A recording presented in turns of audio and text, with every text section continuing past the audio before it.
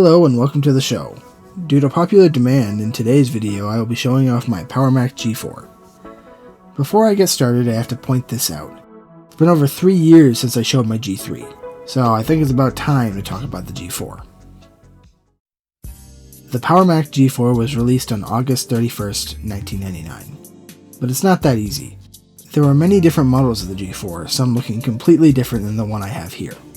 Here's a quick history lesson. The G4 was produced from 1999 to 2004, with the models being significantly different across the years. There was a total of 10 different SKUs. Here's a list of them.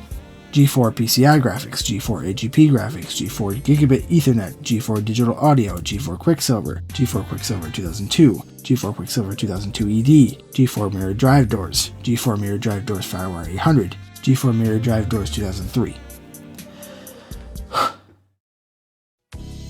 Mine is a G4 Mirror Drive Doors FireWire 800. Jesus Christ. It came with a 1GHz PowerPC G4 7455 inside, along with 256 megs of RAM, a 60GB hard disk, and as well as an NVIDIA GeForce 4 MX. This model has been upgraded to two 256GB hard disks in RAID 1 and 2GB of RAM. And we have two DVD drives, which gives this model its name. I love how this model kept the door mechanism we saw in the G3. It's a shame the G5 didn't keep with this trend.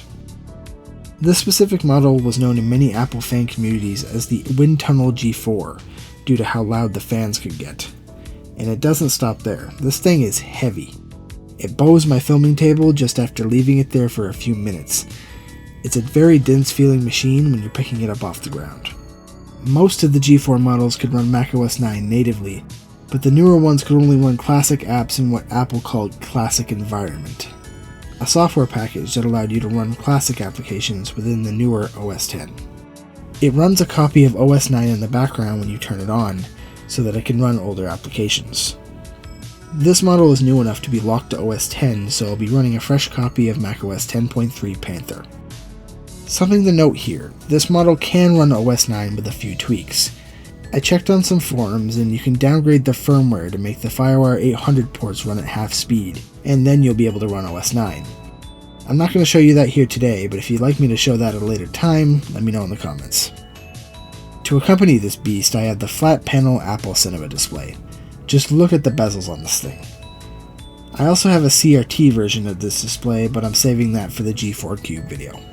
And speaking of the G4 Cube, the PowerPC G4 had more models than just the PowerMac and the iMac lines.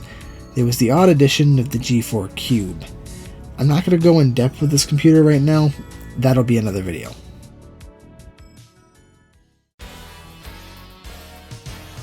The insides of this computer are downright charming.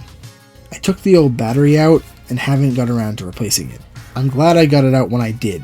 These things are notorious for leaking and destroying motherboards. The only problem I've run into is that I need to reset the clock every time I unplug the machine from the wall. I'm okay with this if it means saving my motherboard. I just love booting up an old Mac like this. My nostalgia for PowerPC Macs comes from my elementary school days, when my schools had a bunch of iMac G3s and some older Performa all-in-one models. I learned my way around OS X and old classic Mac operating systems with those computers, and seeing this just brings me right back. The design of these early releases of OS X make me really happy, with this Y2K polished plastic vibe going on, and the pleasing abstract wallpapers. I've spent an hour just going through all the options on one of these Macs before. Well, enough of my nostalgic rambling, let's install some software on this. So, here's the deal. Classic Environment needs a macOS 9 system folder on disk. So I went to the internet to find out how to do that since I can't install macOS 9 natively on this computer, other than by changing the firmware like I mentioned earlier. I came across a ready-made DMG file I found on Macintosh repository. I tried mounting it and copied all the files to disk, and it installed a working Classic Environment. After that, I tried to install SimCity 3000. It didn't work. It kept saying I had no disk space, when I clearly had disk space. I tried installing it to my flash drive I had connected, but it just gave me an error. Moving on.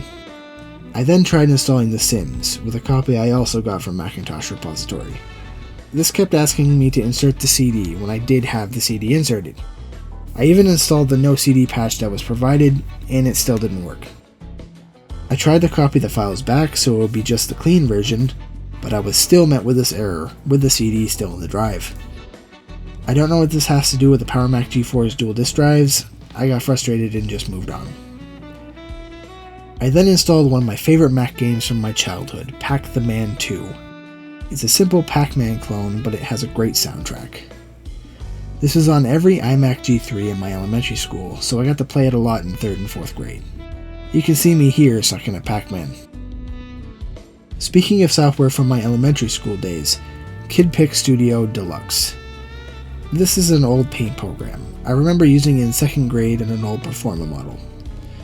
You can draw and then mess up your drawings and have all sorts of fun. It forces the Mac to go to 256 color mode since it was made for much older Macs than this one. I just felt like trying it out to see if it would work.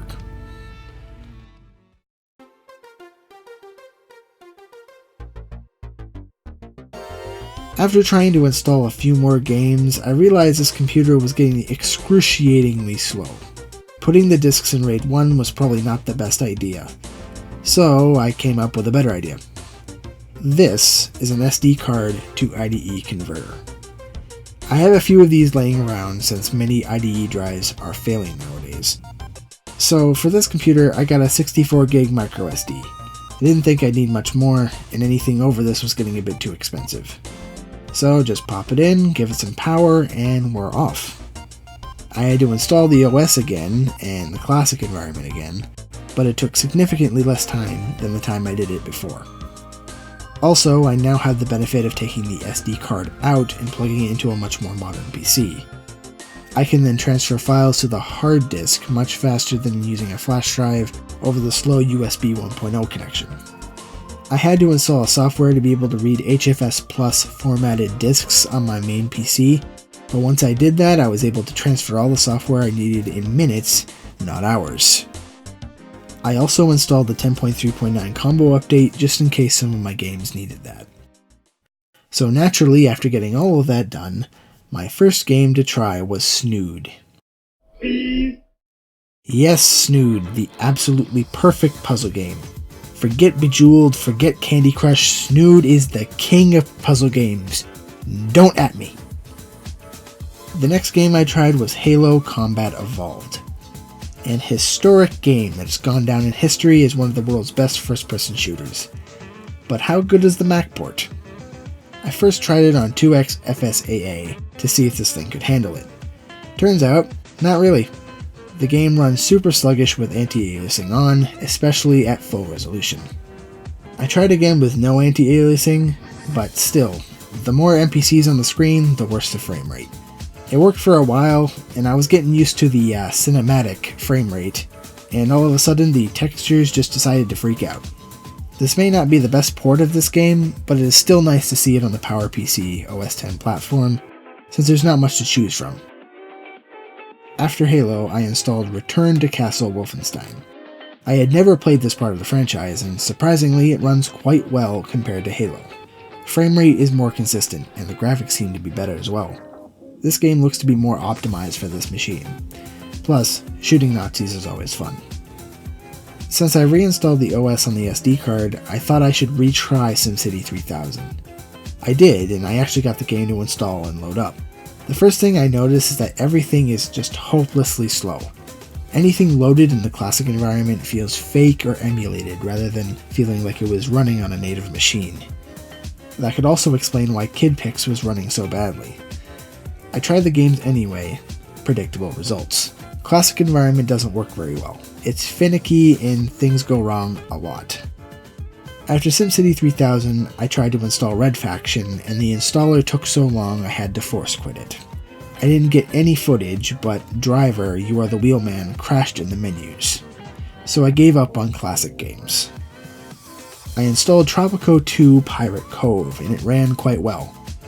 I love the new Tropicos on Steam, but this took some getting used to. It probably helps that it's pre-rendered rather than full 3D. Going back to The Sims, I actually got it to work this time. I downloaded this copy from Macintosh Garden instead. This no CD patch actually worked, so I was able to launch the game. It takes a long time to start up, but it seems playable. The frame rate is stable and I can fast forward real easy. Not a bad game to try on this computer if you don't mind long loading screens. The last game I tried out was another one from my school days, Automatic.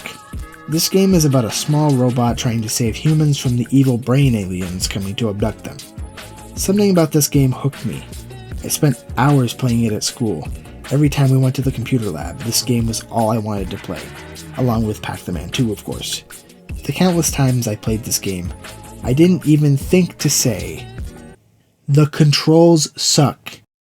You move with the arrow keys, move the camera with the left and right arrow bracket, hit things with Alt, and shoot things with the Command key. Who the hell thought that was a good idea? Anyway, this game is still fun after all these years, and it runs well.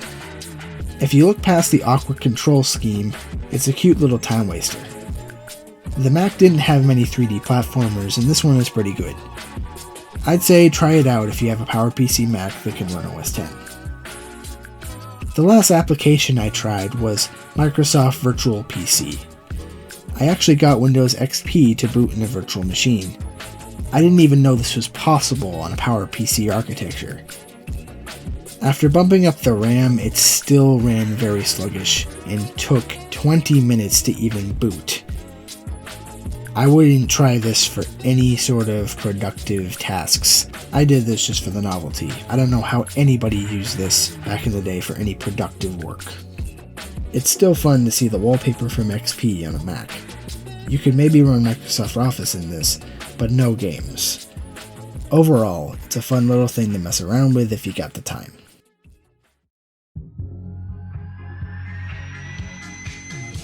So that's my G4, a loud and heavy beast but with charming appeal. Do you have any ideas on what else I could do with this computer? Let me know in the comments below, and thanks for bearing with me in the long wait between videos. If you'd like to support me, you can do so by subscribing and or donating any amount you want to me on Patreon. Link in the description. Thank you so much for watching, and see you next time.